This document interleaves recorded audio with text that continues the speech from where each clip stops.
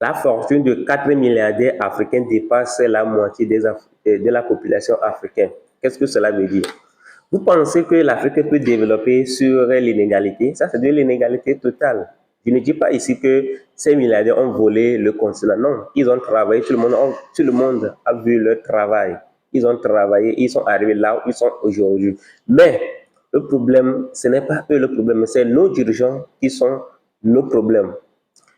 Quand nous prenons les pays développés, chaque pays protège ses génies. Chaque pays protège ceux qui émergent un peu.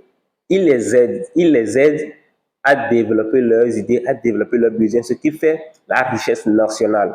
Mais en Afrique, cela n'est pas le cas. Quand vous demandez tous les milliardaires africains, ils sont aujourd'hui autour de 23. Quand vous les demandez, aucun ne vous dira que leur État les a aidés. Non, ils vous diront, quand vous suivez leurs histoires, vous allez rencontrer, que vous allez remarquer que ils sont arrivés là où ils sont aujourd'hui grâce à leurs propres efforts.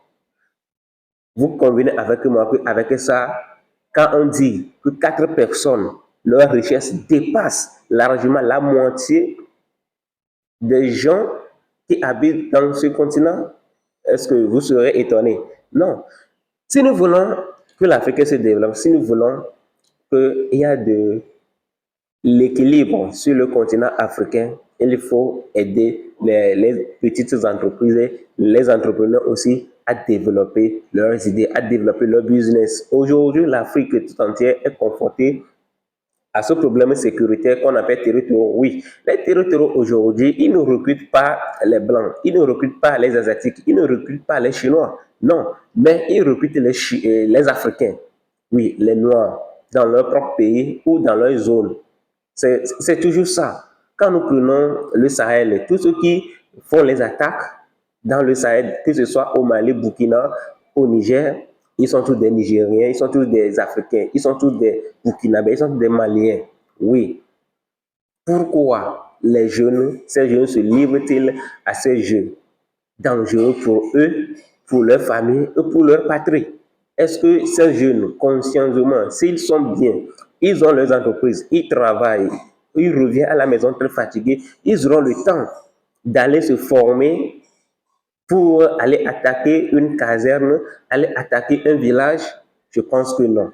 Donc, pour éradiquer ce problème de l'Afrique, pour éradiquer le terrorisme en Afrique, moi, je pense que nos dirigeants doivent aider à développer, à multiplier les Dangote sur tout le continent africain. Il faut qu'il y ait beaucoup de Dangote aujourd'hui en Afrique. Et c'est comme ça que nous allons arriver à sécuriser l'Afrique tout entière. Sinon, quand il y a l'insécurité, quand il y a la famine, c'est la famine qui donne naissance à l'insécurité.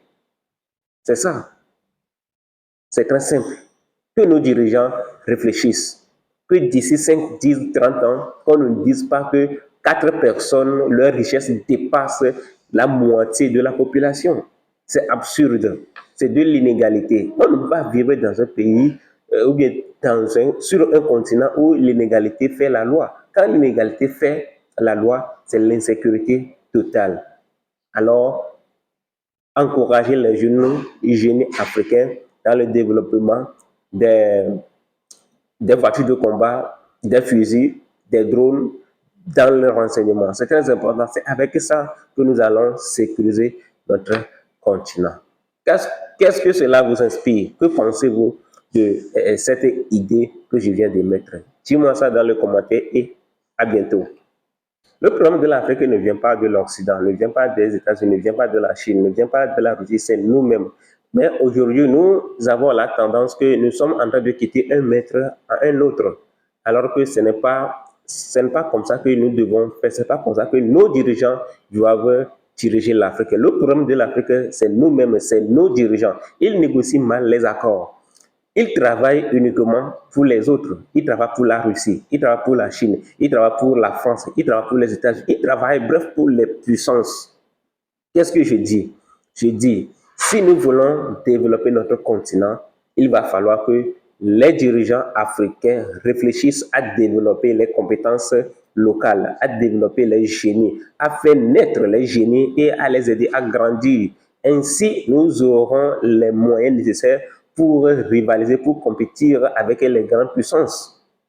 Nous avons les ressources minières, oui, mais comment les transformer? Comment ajouter des valeurs ajoutées à ces ressources minières? Nous avons les ressources humaines, les jeunes.